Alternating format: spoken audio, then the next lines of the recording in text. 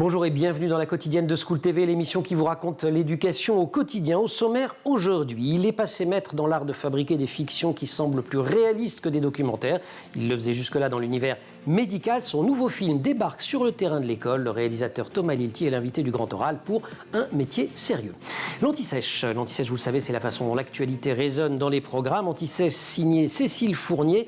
Actu anniversaire et programme d'histoire aujourd'hui. Et l'anniversaire, c'est celui de François Ier, un des rois stars des programmes scolaires, qui était né il y a 529 ans. L'heure de la récré, toujours avec Cécile. Un autre anniversaire, celui d'Azuro. Le petit dragon bleu fête ses 10 ans. Et puis enfin, c'est la rentrée dans la quotidienne d'Amélie Paris. C'est de la chronique Les années collège. Rentrée décalée pour elle, car la semaine dernière, Amélie faisait la vraie rentrée au collège du Trio, où elle est professeure documentaliste, avec une attention toute particulière pour les petits nouveaux. Oui, les 6e. Elle va vous raconter tout cela. La quotidienne de School TV, c'est maintenant, c'est parti. Grand Oral. Quand j'ai voulu lister tous les sujets qu'aborde le film Un métier sérieux, j'ai dû me rendre à l'évidence. Cette émission ne suffira pas à épuiser la richesse du nouveau film de Thomas Lilti, car il dit autant qu'il montre, grâce à une formidable bande de comédiennes et de comédiens et à une façon de filmer les silences et les regards aussi éloquentes que les dialogues ou les tirades. On va essayer de faire au mieux, mais pour planter le décor, bande-annonce.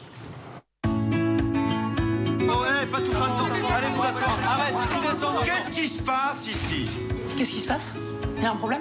Non, on gère, c'est bon. Vous devez respecter le surveillant comme on respecte un enseignant. Est-ce que c'est clair? C'est pas un surveillant, monsieur. Je suis le nouveau professeur de mathématiques. Pour pronote, quelqu'un pourra me montrer? Bien sûr, je te montre à la récréation si tu veux. Ouais, moi aussi, je peux te montrer à la récré si tu veux. Ouais, moi, je peux te montrer après ou avant la récré. Ils sont très lourds, c'est normal. Ok, vous posez vos affaires par terre, on fait tout ensemble, on s'entraide, d'accord? Toi, t'as toujours voulu être prof?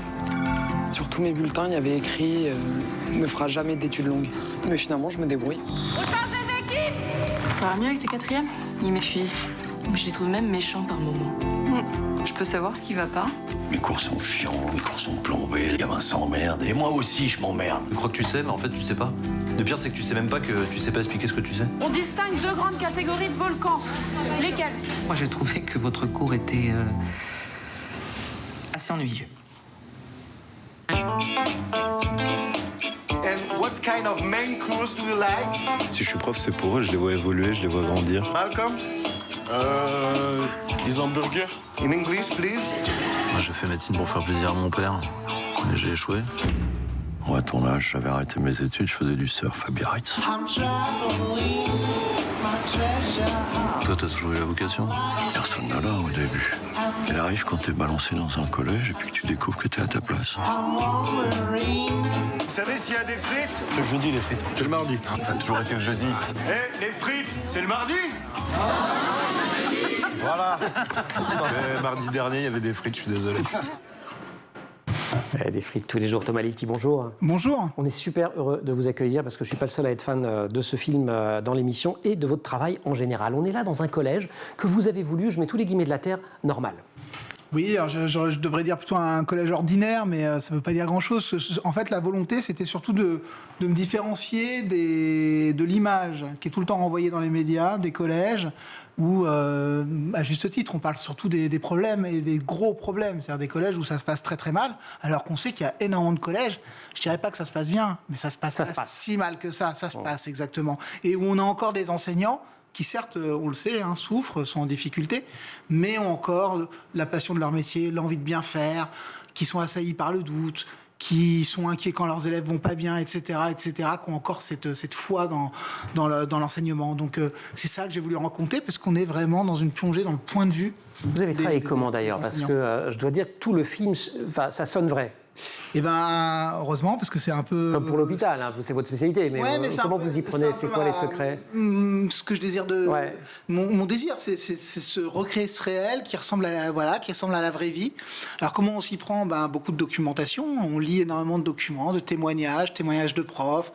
Je regarde beaucoup de travaux journalistiques, des reportages, j'essaie de comprendre l'humeur, l'ambiance, qu'est-ce qui se passe dans les collèges aujourd'hui.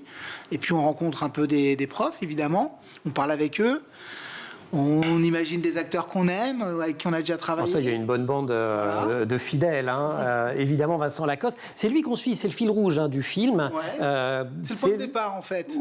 Point de départ, et après, c'est un peu ce qui... Oui, voilà.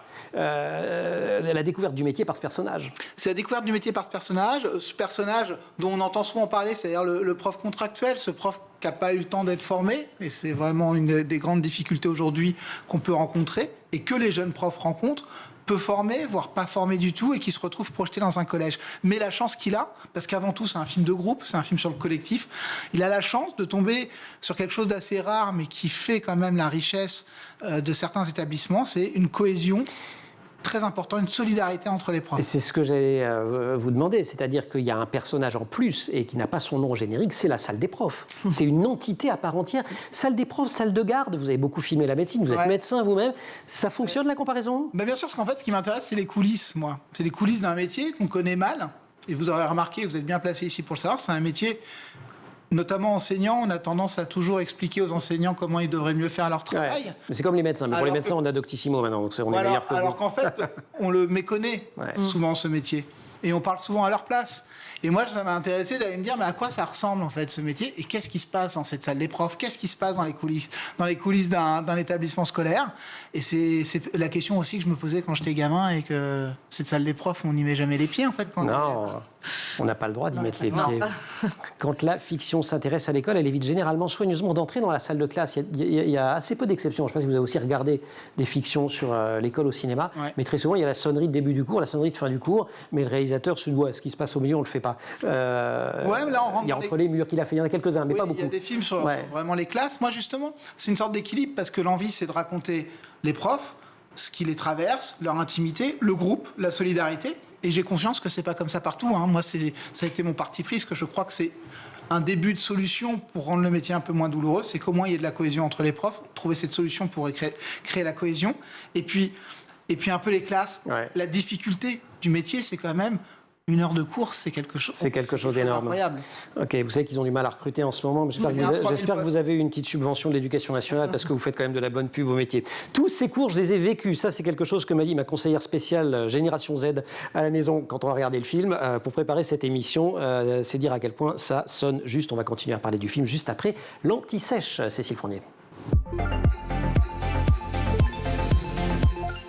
Cécile, bonjour. Bonjour. On fête aujourd'hui le 529e anniversaire d'un roi, et pas n'importe lequel. Je crois qu'avec Louis XIV, et peut-être Saint-Louis, c'est l'autre roi, le troisième roi star des programmes, François Ier. Oui, bien sûr. Alors là, je m'attaque à un gros morceau parce que j'ai l'impression que Thomas s'y connaît, donc j'ai un peu peur de ne pas dire... Il a un doctorat sur François Ier. 2-3 notions. Pourquoi ? Non, alors pour la vérité, ce que j'ai dit avant l'émission, je savais que François Ier était né à Cognac et je n'ai pas beaucoup de mérite parce que j'ai beaucoup de liens avec la Charente, et notamment avec la ville de Cognac. D'accord. Bon, bah alors. Alors j'y vais. Facile. Sentez-vous à l'aise. Voilà, on y va, c'est parti.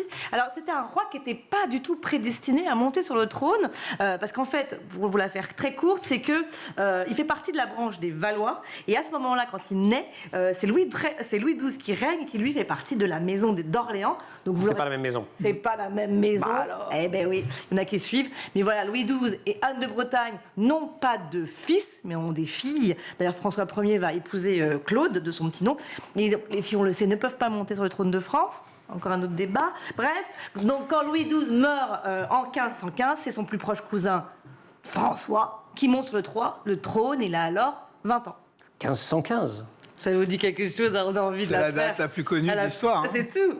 Alors, Marignano, la bataille de Marignano. Oui, mais donc c'est la victoire de François Ier à Marignan, vous le dites, contre les mercenaires suisses. Il est parti en campagne juste après son couronnement. Il part en campagne dans les guerres d'Italie, avec à ses côtés un autre très très célèbre chevalier qui s'appelle Bayard. Sans peur et sans reproche. Oui. On a bien révisé quand même. Il a quand même connu quelques défaites après. François Ier. Il a connu une défaite en 1525 contre Charles Quint, son ennemi toujours. Alors, il est emprisonné, et pour le prix de sa libération.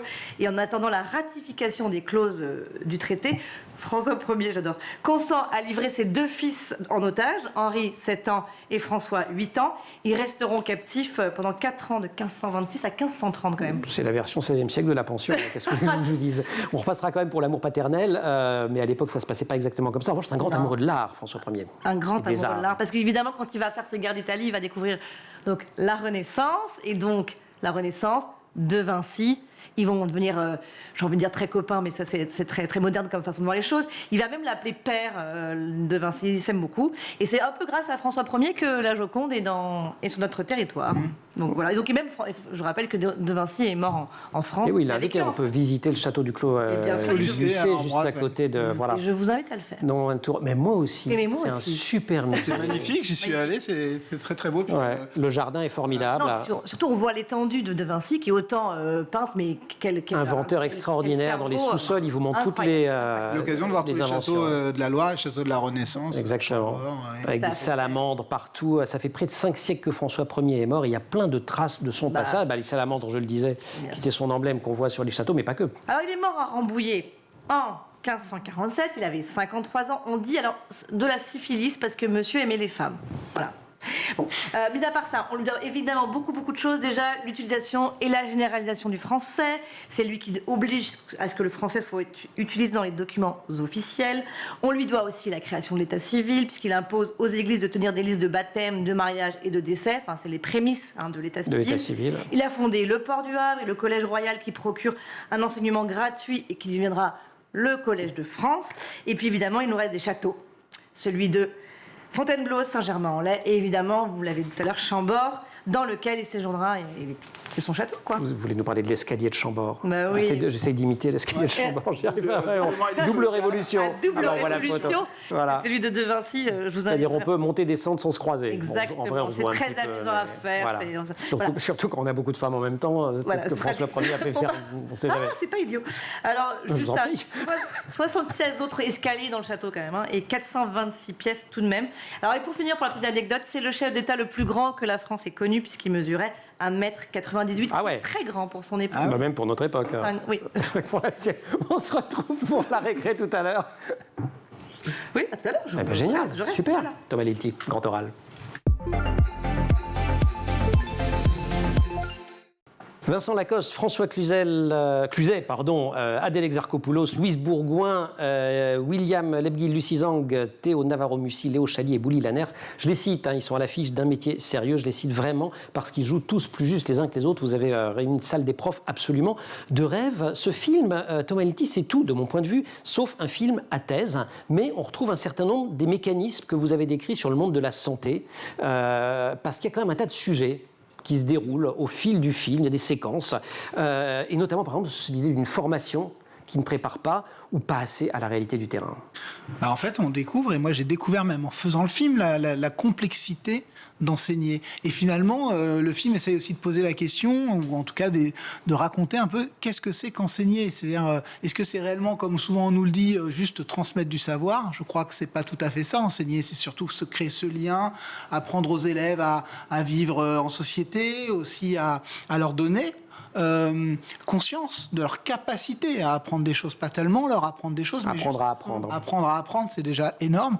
Et puis finalement, aussi ces profs, contrairement aux soignants dont j'ai beaucoup parlé, il y a une différence notable, c'est qu'ils sont assez mal aimés. Les profs sont mal aimés aujourd'hui en France. Mais les soignants ne se sentent pas forcément mal aimés, mais ils se sentent maltraités. Ça, c'est un point commun. C'est un point commun, mais ils sont aimés de la population. Alors que les profs sont beaucoup moins aimés, ils sont beaucoup questionnés. Alors, pas dans les sondages. Je ne sais pas si vous avez remarqué, mais il y a un truc extraordinaire. Quand on est journaliste, on le sait. Parce que dans les journalistes, si vous demandez à des journalistes, est-ce que vous pensez que vous faites un métier qui est très aimé? On répond généralement, nous, on est plus fiers de nous. Il faut regarder dans les sondages. On est quelque part entre eux. Je ne vais pas dire les autres métiers. Et pour les enseignants, c'est le contraire. Est-ce que vous sentez aimé? Pas du tout. Quand on entre dans les sondages, ils sont plutôt très haut classés. Voilà. Mais il y a ce ressenti. Absolument. Ils sont remis en question. Et donc, le film essaie de montrer la difficulté, en effet, de ce métier, de vivre avec ce sentiment, pas toujours d'être à la hauteur, aussi de montrer comment les profs vivent mal l'échec.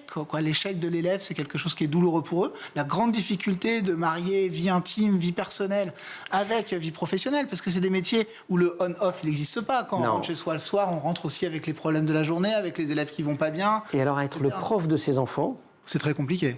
Dans le film, c'est même impossible. Ils sont en grande galère. Tous vos personnages ont des problèmes avec leur môme. Alors, je dirais quand même pas tous, mais c'est vrai. Alors, Louise Bourgoin, c'est terrible. On va pas raconter, mais elle lui arrive vraiment quelque chose de très difficile. François Cluzet, il a ce truc qu'ont les profs, il est en partie responsable pour le coup, il a ce truc de beaucoup de profs qui mettent beaucoup d'exigences scolaires sur leurs enfants. C'est un peu l'enfant de prof qui réussit pas à l'école, c'est un peu double punition pour les parents, c'est un peu le mauvais parent et le mauvais prof à la fois.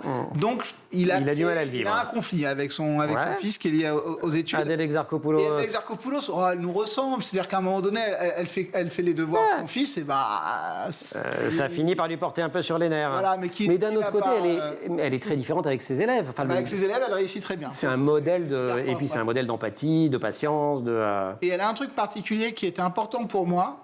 C'est à la fois, c'est peut-être la meilleure prof du groupe, et en même temps, c'est celle qui dit qu'elle n'était pas une très bonne élève. Et ça, j'aime bien cette idée parce que je l'ai beaucoup lu dans ce que j'ai lu, ce que j'ai pu. C'est ce que j'allais vous dire. On retrouve ça régulièrement. Voilà, il y a plein de profs qui n'étaient pas obligatoirement des premiers de la classe. Le clivage entre tous ces profs qui composent cette salle des profs, cette dream team du collège que vous avez imaginé, il y a un clivage entre eux. Il n'est pas sur la pédagogie tellement. Chacun a son style quelque part, mais ils s'engueulent pas là-dessus. Ça va être sur la question de l'autorité autour du cas de cet élève Enzo. Oui, il y a un élève en Et là, on sent que ça. Oui, il y a un élève entre les qui est en échec, et en échec disciplinaire, surtout échec scolaire et échec disciplinaire. Et qu'est-ce qu'on fait des élèves qui échouent ? Est-ce qu'il faut leur mettre du cadre en leur disant là, tu as dépassé les limites, donc on va devoir t'exclure ? Ou au contraire, on sait que l'exclusion, c'est le début d'un engrenage fatal, et quand on est exclu de l'école, c'est une façon d'exclure de la société, souvent. Donc là-dessus, il y a un désaccord, oui. Et il y a quelque chose qui se dessine et qui se révèle de la personnalité des différents personnages, vraiment sur ce dossier-là. Il y a aussi le personnage du principal,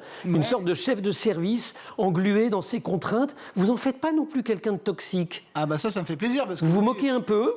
Oui, et puis on n'est pas là pour... moi, je fais pas des films pour dire les chefs d'établissement, ce seraient les grands responsables de tous les problèmes de l'école, loin de là. Moi, ce que j'ai essayé de montrer, et ce qu'on a travaillé avec l'acteur qui s'appelle Mustapha Abourachid, formidable. C'est un type qui a une boule dans le ventre en continu, en fait. Il est dans son rôle, il est dans sa contrainte. Il est dans une angoisse permanente. Exactement. Qu'il se passe quelque chose dans son collège, quelque chose qui le dépasse, un problème avec un élève, un problème avec un prof.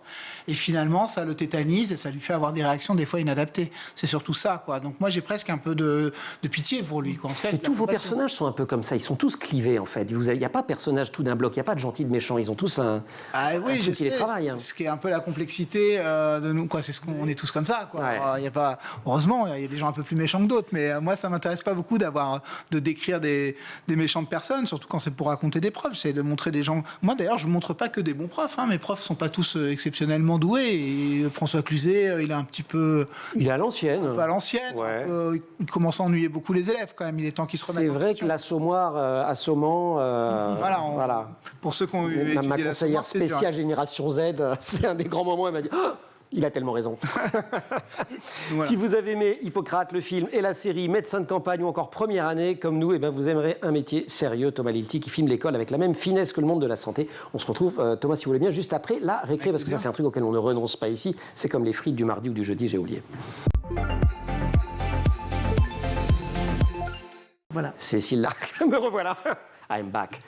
Il est bleu, il crache de l'eau. C'est Azuro, le petit dragon qui fête ses Happy Birthday to You, 10 ans. 10 ans, et oui, pour l'occasion, sort le 15 septembre un nouvel album, Azuro, et le cristal chantant que je tiens dans mes mains aux éditions Ozu, signé toujours par Laurent et Olivier Soulier et illustré par Jérémy Fleury, un trio qui fonctionne, comme vous l'avez dit, depuis 10 ans maintenant. Et c'est un 12e album, ça raconte quoi sans trop spoiler. Oh, pas trop spoiler, mais bon, allez, je vous le fais, je l'ai lu, c'était pas trop long. Bah oui. Et bien, le roi est victime d'un sortilège, et pour en être délivré, il faut trouver le cristal chantant. Et ainsi, Azuro et ses deux amis, Vermillon et Auria, se mettent à sa recherche et ils vont devoir résoudre des énigmes autour de la musique et des épreuves. Voilà. Évidemment, ils vont gagner à la fin. Oh là là, oh bah non j'ai pas pu résister. C'est pas drôle. Je voulais le lire. C'est quoi l'ADN de ce personnage d'Azuro, sa spécificité? Bon, il est bleu, il crache de l'eau, ça on a compris, mais à part ça... C'est déjà pas mal pour un dragon. Et surtout, il a des écailles scintillantes. Et en fait, vous l'aurez compris, il est différent des autres dragons, ce petit Azuro, puisqu'il crache de l'eau, comme vous l'avez dit. Et donc, il est moqué et rejeté par les autres dragons. Et donc, le message qui sous-tend toutes ces aventures, c'est la différence est une force. Un message qui, je crois, a été inspiré aux auteurs par leur vie privée, personnelle. Tout à fait. Il y a un des deux auteurs, un enfant qui est atteint d'une maladie qui s'appelle le syndrome de Williams. Ça entraîne un déficit intellectuel et également notamment, parce qu'il y a d'autres choses évidemment, une malformation du cœur. Et donc, en fait, ils ont écrit leur première histoire pour dire à cet enfant, la différence est une force. Voilà. Et, ouais, et un message qui plaît bien, puisque on le lit, on va pouvoir le voir. Et oui, j'ai appris ça. Il va être prochainement diffusé, il va y avoir toute une série d'animations qui va être produite et diffusée par TF1 dans les mois qui arrivent, dans les semaines qui arrivent. Et ben, peut-être qu'on en reparlera à cette occasion. Cécile, merci beaucoup. Plaisir, Grand oral, Thomas Lilti. L'idée n'est pas de dire que les profs sont des héros, mais qu'il faut prendre soin d'eux et que l'éducation nationale est un bien précieux. C'est ce que vous expliquez, Thomas Lilti, dans le dossier de présentation du film. Si je remplace prof par médecin, éducation nationale par hôpital, la phrase fonctionne aussi. En fait, c'est quand même un grand sujet. Vous voulez dire que je fais toujours le même film, Mais comme il est très bon, ça ne me gêne pas. C'est vrai que je pense qu'on... Non, je veux dire que vous suivez une trace et qu'il y a un message politique aussi dans votre affaire. Non, mais j'ai une obsession. C'est vrai que des métiers d'utilité publique, des métiers non marchands, des métiers d'engagement, de passion, ça c'est quelque chose qui nourrit mon travail et de me demander comment ces hommes et ces femmes réussissent à continuer à s'investir dans ces métiers qui, pour la plupart d'entre eux, sont en effet dévalorisés ou déconsidérés. C'est quelque chose qui me passionne. Ouais. Alors, à quel autre métier vous pourriez penser quelles coulisses vous aimeriez explorer? Les journalistes, par exemple. Les journalistes sont mal aimés, on l'a dit un petit peu tout à l'heure. Des fois, ils sont extrêmement essentiels et importants quand même dans notre monde, non? Et de plus en plus. Mais c'est tellement vrai. Il est tellement intelligent, Thomas Lilti. C'est génial. Vous êtes j'adore. L'idée aussi, c'est de faire fonctionner un bien. Alors, vous me direz, ça va aussi pour le journalisme, mais bref, comment faire fonctionner un bien commun dans un univers de rentabilité? C'est ça aussi que ces enseignants, comme les soignants d'ailleurs, découvrent. C'est qu'on compte maintenant. Notamment, ce sont quand même des métiers non marchands. Oui. Et c'est vrai que tous les métiers non marchands sont remis en question. Regardez, en tout cas, cette autorité a disparu. Regardez, l'exemple absolu, ce sont les pompiers. Les pompiers, on ne peut pas faire plus non marchand qu'un pompier. Et ils commencent maintenant à avoir des difficultés à intervenir, ils sont caillassés, molestés, mal aimés, etc. Donc, c'est ça qui est au cœur, en effet, de la dimension politique du film ou de mes films précédents. C'est cette idée-là que c'est ce qu'il y a de plus beau finalement dans ces métiers, c'est que c'est pas finalement la valorisation financière qui compte. C'est pas suffisant de toute manière. Ce qui compte avant tout, c'est ce qu'on va trouver, le sens qu'on va trouver à faire ces métiers-là et le sens que ça donne à la vie. Même si la revendication salariale elle est bien présente en ce moment et omniprésente dans le monde enseignant. Le film s'ouvre et se ferme sur une petite touche nostalgique. À travers des images pour le générique de début, à travers une chanson pour la fin, je ne vais pas tout raconter. Pour vous, ça renvoie forcément à ça, l'univers de l'école, il y a une part de nostalgie? Je me souviens plus si vous faisiez pareil dans les autres films d'ailleurs, j'ai pas l'impression. Non, pas systématiquement, mais en tout cas, je ne considère pas le générique de début comme un générique nostalgique. Alors oui, parce qu'il y a des images... déjà, il y a du noir et blanc, oui. Oui, mais moi, je n'ai pas de nostalgie de cette époque-là. Moi, mon générique de départ, c'est de montrer un peu l'évolution. On est parti de là, on est là. Ouais, de là, on est là, et finalement... on voit bien dans ces images-là que la place du prof, elle a changé dans la société. Ouais. Alors maintenant, qu'est-ce qu'on veut? Est-ce qu'on a envie de revenir aux années 50? Non, je ne crois pas. Est-ce qu'on a envie de revenir aux uniformes? Non, je ne pense pas. Mais en même temps, est-ce qu'on a envie Ça aussi... dépend qui, hein. Oui, mais certains qui veulent, mais tout le monde ne veut pas. Et est-ce qu'on a envie aussi de la place de l'enseignant dans la société aujourd'hui, qui est une place un peu mise de côté, qui est plus au cœur de nos préoccupations, ce qui devrait être le cas? On ne veut pas non plus. Donc il faut trouver le nouveau chemin. Vous dédiez le film, je cite, aux profs de votre famille, à commencer par votre mère. Oui, ma mère était prof de français. J'ai même été dans le même collège, dans le collège où elle enseignait. J'ai jamais eu comme prof. Mais ce qui est très marrant, c'est que moi, je me suis toujours fait une idée de ma mère qui était une super prof. Et c'est ce que me disaient les copains qu'il avait comme prof, mais j'en sais rien en fait. Peut-être qu'il me mentait et qu'en fait elle était atroce, mais je crois que c'était une bonne prof. Je pense qu'elle était atroce, il vous l'aurait fait savoir et pas forcément de manière très agréable. Vous croyez pas? J'espère alors. Vous n'avez pas de nostalgie d'ancien élève en revanche. Vous dites que personnellement, vous ne gardez pas un souvenir très heureux de vos études et que vous avez un rapport contrarié à la transmission. Ouais, c'est vrai. J'étais, mais parce que justement, je pense que j'avais beaucoup de pression scolaire. J'étais fils de prof, fils de médecin. J'avais un grand frère qui était extrêmement doué scolairement. Et ouais. Mais ça, c'est pas lourdingue. Il était meilleur que moi à l'école. Il avait ce truc des bons élèves. Quoi. Ouais. Et donc, moi, je me vivais comme un mauvais élève ou un élève moyen, pas très intéressant. Et d'ailleurs, j'ai une prof en 4e, 3e de maths qui a montré de l'intérêt pour moi. Et j'avoue que ça m'a marqué. Et pas grand-chose, mais juste, elle avait été bienveillante avec moi. Et là, le tour de magie qui fonctionne à tous les coups, elle s'appelait Madame Lalour. Et voilà, on s'en souvient quand même toujours des noms. Moi, j'aime bien quand on dit les noms des profs qui nous ont Et je ne connais pas son prénom. rendu service. Ah bah non, c'est Madame Lalour, c'est Madame. On ne connaît que... Le prénom, c'est Madame. Voilà. On connaît Sans que- madame, on dit c'est à la lourde. On dit pas les prénoms. Vous restez avec nous, on va rentrer dans un autre collège, un collège bien réel, parce que le vôtre, c'est un composite de plein d'endroits différents. Et c'est le collège Maurice Utrio, où officie comme professeur documentaliste Amélie Paris, qui est notre chroniqueuse, à laquelle... Vous allez céder votre place. Non sans que je vous ai chaleureusement remercié. Merci à vous. Au revoir. Les années Au collège. revoir. Les années collège, notre rendez-vous hebdomadaire avec Amélie Paris. Amélie, bonjour. Bonjour. Ravi de vous retrouver cette année. C'est Moi chouette aussi. de vous voir dans la vraie vie. Vous étiez dans votre collège, Maurice Utrio, Paris, dans le 18e, pour la rentrée. Vous avez accueilli une centaine d'élèves de 6e. C'était comment? C'était bien. Forcément. Ben oui, un Utrio, c'est toujours bien. Non, c'est vrai que la rentrée en 6e, c'est un moment fort, c'est un moment important. Alors, les élèves découvrent pour la première fois leur établissement, leur nouvel établissement, leur collège dans lequel ils vont être pendant 4 ans, qui est souvent plus grand que l'école dans laquelle ils étaient avant. Donc, ils arrivent souvent avec un nouveau sac à dos, une tenue bien étudiée, toutes les fournitures qu'on leur a demandées, et évidemment, ils sont stressés. Alors, Mais le vrai grand changement, c'est qu'ils ils étaient grands. et oui, ils étaient les grands, ils étaient en CM2, ils étaient les grands, ils redeviennent les petits. Alors en plus, entre la 6e et la 3e, il y a quand même souvent la puberté. Donc ce qui fait qu'il y a des écarts énormes entre les élèves de 6e et de 3e. Et puis ils sont stressés aussi parce qu'ils passent d'un enseignant à 8 ou 9 enseignants de disciplines différentes avec un professeur principal. Et puis ce qui entraîne un changement de salle. Alors évidemment, ça les perturbe énormément. Est-ce qu'on va trouver notre salle? Est-ce qu'on va pas arriver en retard? Est-ce qu'on va pas avoir une heure de retenue? Et puis finalement, très vite... Mais vous n'aviez pas un truc CM2 6e, vous nous avez parlé l'année dernière, non La liaison Ouais. école-collège, oui, en fait, c'est le cycle 3. Donc ils sont un peu préparés quand même. Ils sont un peu préparés. Certains élèves du réseau sont déjà venus visiter Voilà. le collège, mais Ce qui fait qu'ils s'y font vite à cette ils s'y nouvelle font organisation. très, très vite. Mais sur les 100, il y en a quand même qui ne connaissaient pas du tout l'établissement. Et donc c'est un mélange d'émotions, quoi. Ben, c'est ça que moi j'aime beaucoup dans cette journée parce que il y a toutes les émotions qui se mélangent. On est stressé par rapport à l'inconnu, mais on est aussi content parce qu'on arrive au collège, on est grand, et puis on est aussi content de reprendre l'école et de retrouver les copains. Et côté parents, parce que les parents, pour les 6e, c'est... Mais les parents sont... J'ai détesté la 6e. Ah oui. Bah ouais. La cible de votre fille ou vous? Mais non, de ma fille, genre, est-ce que je peux t'accompagner? Non, laisse-moi ici, Ben voilà, je c'est vais me ça. débrouiller Donc, les toute seule. parents- Eh oui, les parents sont souvent très... En vrai, elle avait même commencé avant, mais bref. Très stressés. Ils accompagnent justement encore leurs enfants pour Ouais. en se disant oh là là, c'est la dernière fois. Tous nous disent oh là là, j'ai pas vu le temps passer. Et Ils ouais. les prennent en photo pour immortaliser le moment. Passage important de l'enfance à l'adolescence. Et alors quelque chose qui les stresse énormément, ce sont les devoirs. Et oui. Et c'est pas le français, c'est pas l'histoire, ce sont les mathématiques. Un papa m'a dit moi le français, l'histoire ça va, mais dès qu'il va s'agir de chiffres, ça va être trop compliqué pour moi.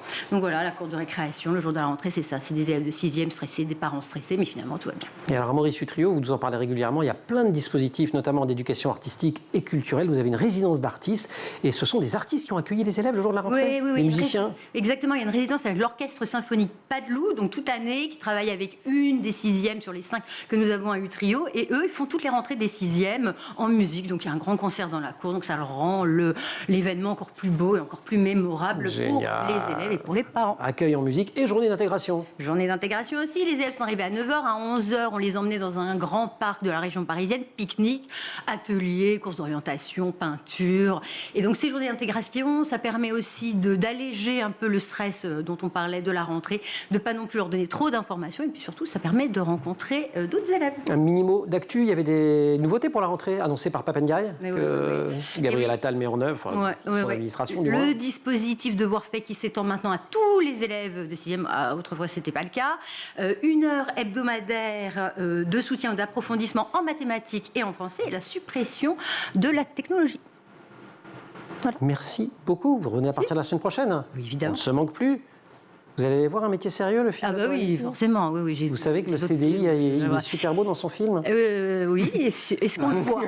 Est-ce qu'on le voit? On le voit pas parce qu'il a été filmé, mais il a été coupé au montage. Et malheureusement, la prof documentaliste avait un rôle qui a disparu. Ah, c'est Et voilà. Profondément désolé. Franchement, heureusement qu'on n'a pas fait attention à ça avant de vous inviter. Je plaisante. Film formidable. Un métier. Pourquoi ce titre d'ailleurs, un métier sérieux? Parce que quand j'ai dit que je voulais être réalisateur, mon père m'a dit ce serait bien quand même que tu fasses un métier sérieux. Alors lui, je pense qu'il pensait à son métier, c'est-à-dire médecin. Ce que vous avez fait quand même. J'ai fait comme étude, mais moi, je pensais peut-être qu'il parlait du métier de ma mère, qui était donc ce métier sérieux qu'on ne prend plus assez au sérieux aujourd'hui. Voilà, très beau film en tout cas, comme tous les précédents films de Thomas Lecky, mais même si vous n'avez pas vu le précédent, allez voir celui-ci, ça vaut largement la peine. Amélie, merci beaucoup. Thomas, merci beaucoup aussi à toute l'équipe de l'émission en maquillage Laure Audemont, Marine Plantec pour la préparation, assistée en régie aujourd'hui par Emma Frary, Thibaut Goury-Lafont pour le son, Ulysse Touré pour la réalisation. Vous restez sur School TV, vous nous retrouvez nous en permanence sur Internet et sur les réseaux sociaux.